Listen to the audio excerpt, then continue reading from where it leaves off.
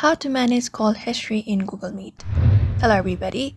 In order to do so, you may follow up this method. So open up the Meet app, and from here, in the space, if you have had any calls, you will be finding history right on your screen. Otherwise, what you can do is tap on the More Options icon at the top left, 3 horizontal lines, tap on it. And here you will be finding option called Settings, tap on it.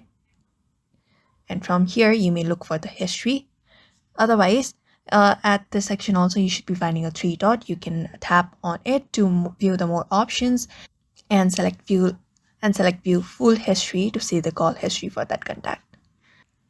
And in order to manage it, you may head over to settings and look out for history again.